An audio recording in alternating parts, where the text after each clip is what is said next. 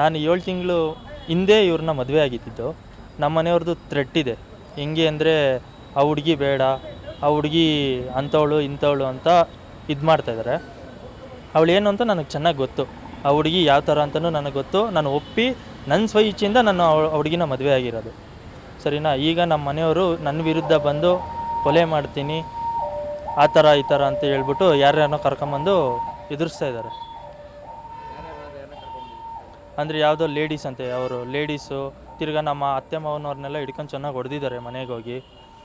ಅದಕ್ಕೆ ನಾನು ಈಗ ನ್ಯೂಸ್ ಹತ್ರ ಬಂದಿದ್ದೀನಿ, ನನಗೆ ರಕ್ಷಣೆ ಬೇಕು ಅಂತ ಹೇಳ್ಬಿಟ್ಟು ನೆಲಮಂಗಲ ಪೊಲೀಸ್ ಸ್ಟೇಷನ್ ಕಂಪ್ಲೇಂಟ್ ಹಾಕಿದ್ದೀರಾ? ಕಂಪ್ಲೇಂಟ್ ಹಾಕಿದ್ದೀನಿ. NCR ಕಾಪಿ ಸಹ ಕೊಟ್ಟಿದ್ದಾರೆ.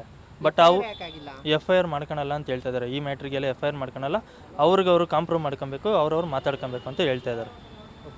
ಇವಾಗ ನಿಮ್ಮ ಹೆಂಡತಿಗೆ ಮೊದಲನೇ ಮಗು ಇದೆ, ಒಂದು ಮಗು ಇದೆ. ಹೌದು, ಅದು ನನಗೆ ಗೊತ್ತು. ಅವ್ರಿಗೆ ಮದುವೆ ಆಗಿರೋದು ಗೊತ್ತು, ಮಗು ಇರೋದು ಗೊತ್ತು, ಆ ಮಗುಗೆ ನಾನು ನೋಡ್ಕೊತೀನಿ ಅಂತ ಹೇಳಿರೋದು ಗೊತ್ತು.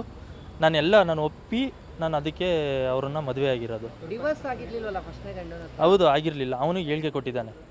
ಅವನ ಹತ್ರ ಹೇಳಿಕೆ ತಗೊಂಡೆ ನಾನು ಅವಳನ್ನ ಮದುವೆ ಆಗಿರೋದು.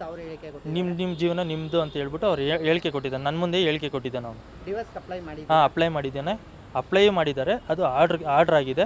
ಇನ್ನು ಅವ್ರದ್ದು ನನ್ನ ಹೆಂಡ್ತಿನ ನಾನು ಬಿಡೋಕೆ ರೆಡಿ ಇಲ್ಲ. ಯಾರು ಏನೇ ಮಾಡ್ಬೋದು, ಇಲ್ಲ ನನ್ನನ್ನು ಸಾಯಿಸ್ಬೋದು. ನನ್ನ ಹೆಂಡ್ತಿನ ಬಿಟ್ಕೊಡೋಕೆ ನಾನು ರೆಡಿ ಇಲ್ಲ. ಹಾಂ, ಥ್ರೆಡ್ ಹಿಂಗೆ ಸಾಯಿಸ್ತೀನಿ, ಆ ಹುಡುಗಿನ ಸಾಯಿಸ್ತೀನಿ ಅಂದರೆ ಹಿಂಗೆ ಮನೆಯವರು ಎಲ್ಲರೂ ಅದೇ ಥರನೇ ಎದುರಿಸ್ತಾ ಇದ್ದಾರೆ. ನಿಮ್ಮ ಫ್ಯಾಮಿಲಿ ಅವರೇನಾ? ಹಾಂ, ನಮ್ಮ ಫ್ಯಾಮಿಲಿ ಅವರೇ.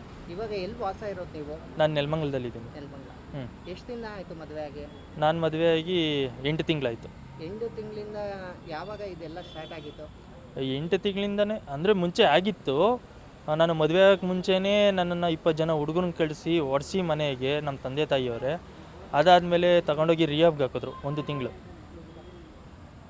ತಿಂಗಳು ರಿಯಾಬ್ಗೆ ಹಾಕಿದ್ರು. ಅಲ್ಲಿಂದ ನಾನು ಬಂದ ಮೇಲೆ ನಾನೇ ಪ್ಲ್ಯಾನ್ ಮಾಡಿ ಘಾಟಿಗೆ ಅಂತ ಕರ್ಕೊಂಡೋದ್ರು. ಅಲ್ಲಿಂದ ನಾನು ಹೋಗಿ ಆ ಹುಡುಗಿನ ಮದುವೆ ಆಗಿದ್ದೀನಿ.